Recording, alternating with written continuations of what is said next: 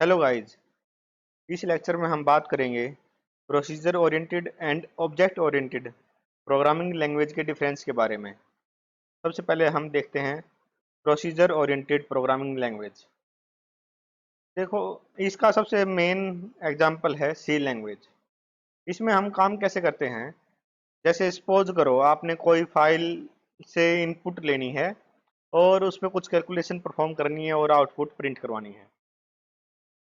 तो हम क्या करेंगे, इसमें सबसे पहले मेन से स्टार्ट करेंगे। अब मेन में हम फंक्शंस क्रिएट करेंगे। पहला फंक्शन किसी पर्टिकुलर टास्क के लिए, दूसरा किसी अलग टास्क के लिए और थर्ड फंक्शन किसी अलग टास्क के लिए। मतलब हमने बड़ी प्रॉब्लम को स्मॉल प्रॉब्लम में डिवाइड कर दिया।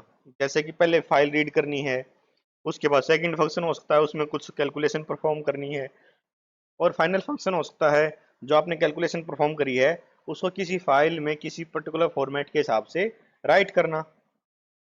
तो जो प्रोसीजर ओरिएंटेड लैंग्वेज होती है, इसमें मेन फोकस होता है आपका फंक्शंस के ऊपर। और फंक्शन क्या होते हैं? फंक्शन होते हैं सेट ऑफ इंस्ट्रक्शंस जो किसी पर्टिकुलर टास्क को परफॉर्म करने के लिए लिखी जाती है। और जो फंक्शंस होते हैं इनका लोकल डेटा भी होता है और ग्लोबल डेटा भी होता है।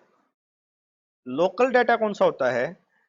लोकल डाटा वो डाटा है जो फंक्शन खुद ही यूज करता है, उसको दूसरे फंक्शन यूज नहीं कर सकते। और जो ग्लोबल डाटा है, ये वो डाटा है जो सभी के लिए अवेलेबल है। वो फंक्शन एक के लिए भी अवेलेबल है, वो फंक्शन टू के लिए भी अवेलेबल है। अब जिसको भी ये ग्लोबल डाटा की जरूरत है वो अपने हिसाब से उसको यूज कर लेगा। और जो लोकल डाटा है वो सिर्फ वही फंक्शन यूज करेगा जिसके अंदर उसको डिक्लेयर किया गया है।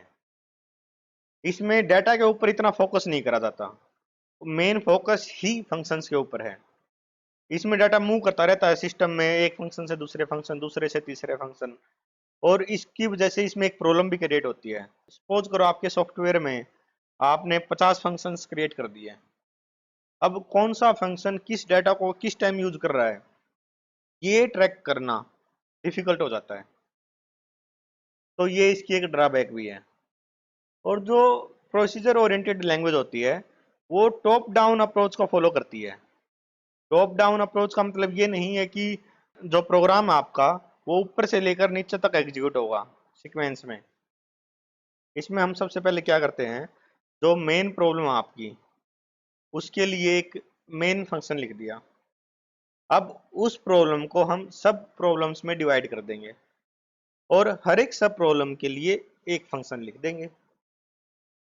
तो अगर आप इस डायग्राम को देखोगे तो सबसे पहले जो आपकी पूरी कंप्लीट प्रॉब्लम थी उसको हमने डिवाइड कर दिया सब प्रॉब्लम में, और उसको फर्दर सब डिवाइड कर दिया, और उसको फर्दर डिवाइड कर दिया सब प्रॉब्लम्स में।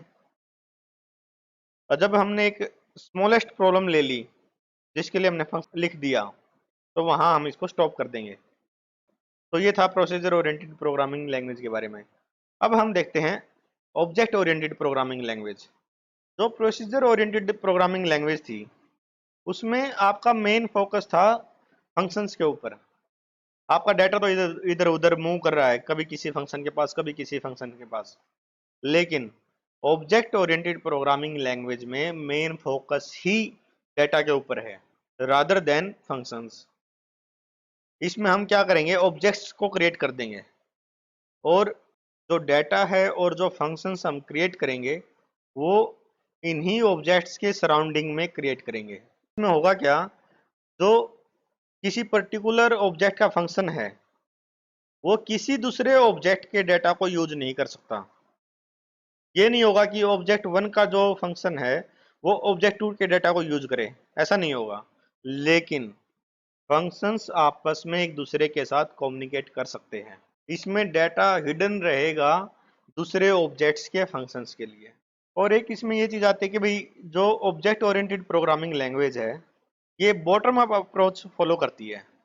जो ऑब्जेक्ट ओरिएंटेड प्रोग्रामिंग लैंग्वेज है ये रियल वर्ल्ड की प्रॉब्लम को सोल्व करने के लिए बेस्ट है, जबकि जो प्रोसीजर ओरिएंटेड प्रोग्रामिंग लैंग्वेज थी वो रियल वर्ल्ड की प्रॉब्लम को सोल्व करने में उतनी कैपेबल नहीं है। तो इस लेक्चर में हमने देखा प्रोसीजर ओरिएंटेड प्रोग्रामिंग लैंग्वेज, जो प्रोसीजर ओरिएंटेड प्रोग्रामिंग लैंग्वेज थी उसमें आपका मेन फोकस था फंक्शंस के ऊपर। अब इसमें हम क्या करेंगे, ऑब्जेक्ट ओरिएंटेड प्रोग्रामिंग लैंग्वेज जो प्रोसीजर ओरिएंटेड प्रोग्रामिंग लैंग्वेज है, ऑब्जेक्ट ओरिएंटेड और प्रोसीजर ओरिएंटेड प्रोग्रामिंग लैंग्वेज के डिफरेंस के बारे में। इस लेक्चर के लिए इतना ही। Thank you very much.